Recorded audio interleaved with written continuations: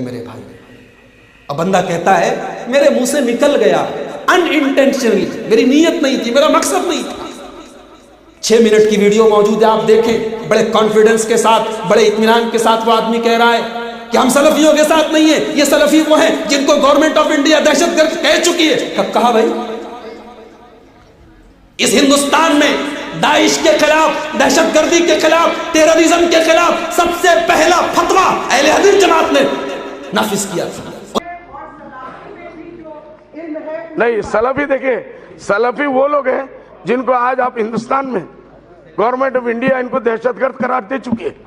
ہم سلفیوں کے ساتھ نہیں ہیں، ہم سلفیوں کے ساتھ سیکٹر کے ساتھ نہیں ہیں، ہم ان کے عقیدے کو نہیں مانتے۔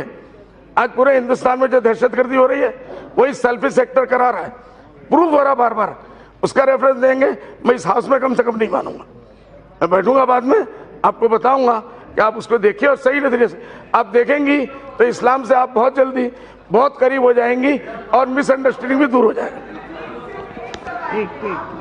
نہیں، ہم لوگ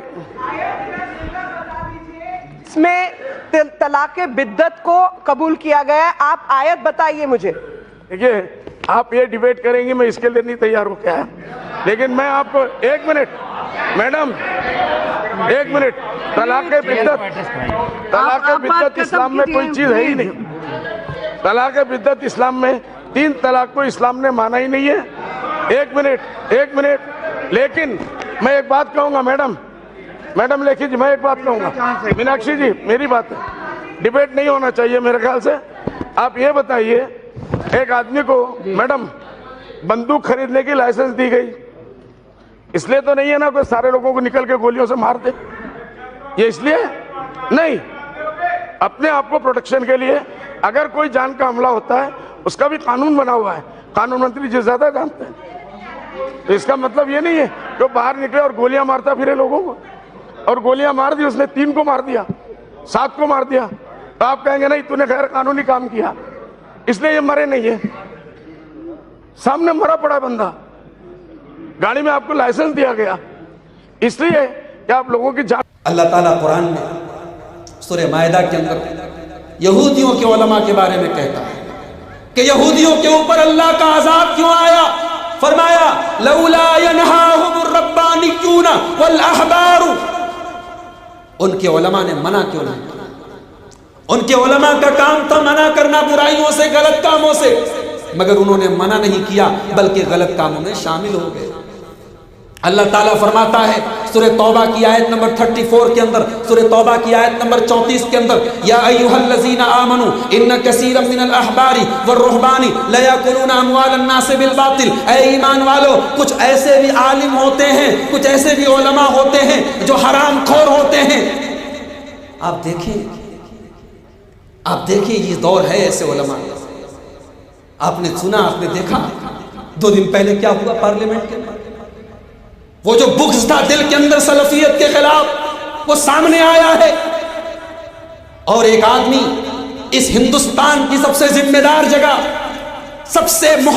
اس ہندوستان کی جمہوریت کی سب سے عظیم جگہ جس کو کہا جاتا ہے پارلیمنٹ کے اندر، ایوان کے اندر کھڑے ہو کے انہوں نے کہا کہ ہم ان سلفیوں کے ساتھ نہیں، یہ دہشت گرد۔ مسئلہ کیا تھا؟ طلاق کا مسئلہ تھا۔ بی جے پی کی نیتا ہے، بی جے پی کی لیڈر پوچھ رہی ہے کہ طلاق بدعت کہاں ہے قرآن میں؟ اکٹھے طلاق کہاں ہے قرآن میں؟ مولوی کے پاس جواب نہیں ہے۔ مولوی کے پاس جب جواب نہیں ہے تو کہتا ہے آپ اکیلے میں ملیے، میں بتاؤں گا۔ شرمانی چاہیے اگر حالات یہی رہے تو یہ قوم پھر کسی عالم کو سیاست میں ٹکٹ نہیں دے گی، پھر کسی عالم کو، کسی مولوی کو سیاست میں، نیتا گیری میں آنے نہیں دے گی کہ یہ وہاں جا کے مسلک کھیلیں گے، وہاں جا کے سنی وہابی کریں گے۔ کہ یہ بات غلط ہے کہ آج یہ طلاق بدعت جو ہمارے سماج میں رائج ہے، طلاق کہہ کے عورت کو گھر سے نکال دیا جاتا ہے۔ کتنی ہماری مائیں بہنیں، ان کا گھر اجڑ چکا ہے، ان کے بچے اپنے پریوار سے جدا ہو گئے، کتنے گھر تباہ ہو گئے، اور گھر کو بنانے کے لیے مولوی نے کہا حلالہ کروانا پڑے، حلالہ کے نام پہ اس عورت کو زناکاری پر مجبور کیا جاتا ہے. میں کہتا ہوں آج ہماری حکومت اگر طلاق کا یہ بل لائی ہے یہ اللہ کا عذاب ہے ہمارے اوپر کہ ہم نے اپنی تکلیف کو بچانے کے لیے اپنے مسلک کے خلاف نہیں جائیں گے, چاہے قرآن کے خلاف جانا پڑے. ہماری اس جہالت کی وجہ سے اور ہمارے ان مولویوں کی ہٹ دھرمی کی وجہ سے آج اللہ کا یہ عذاب ہمارے اوپر مسلط ہے. اور جہاں تک سلفیوں کی بات ہے, اللہ کا شکر ہے پورے ہندوستان میں نہیں پوری دنیا میں سب سے امن پسند اگر کوئی جماعت ہے, سب سے زیادہ شانتی والی کوئی جماعت ہے, یہ اہل حدیث کی جماعت ہے. ارے ہم تو وہ لوگ ہیں جو کبھی جلوس نہیں نکالتے, ہم تو وہ لوگ ہیں جو کبھی اپنے جلسوں میں نعرے نہیں لگواتے, ہم وہ لوگ ہیں ہمارے اسٹیج پر کسی کا نام لے کے گالی نہیں دی جاتی, کسی کو برا بھلا نہیں کہا جاتا.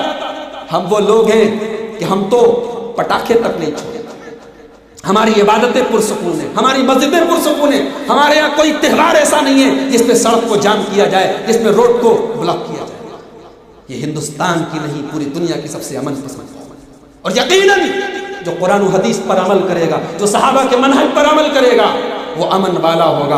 امن انہی کے لیے ہے الذین آمنوا ولم یلبسوا ایمانہم بظلم اولئک لہم الامن وہم مہتدون. اللہ فرماتا ہے امن والے وہی لوگ ہیں, شانتی والے وہی لوگ ہیں جو ایمان والے ہیں, جو توحید والے ہیں.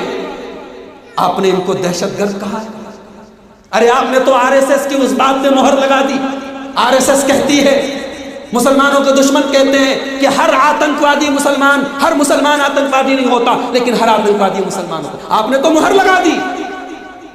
افسوس ہے میرے بھائی. اب بندہ کہتا ہے میرے منہ سے نکل گیا ان انٹینشنلی, میری نیت نہیں تھی, میرا مقصد نہیں تھا. 6 منٹ کی ویڈیو موجود ہے, آپ دیکھیں.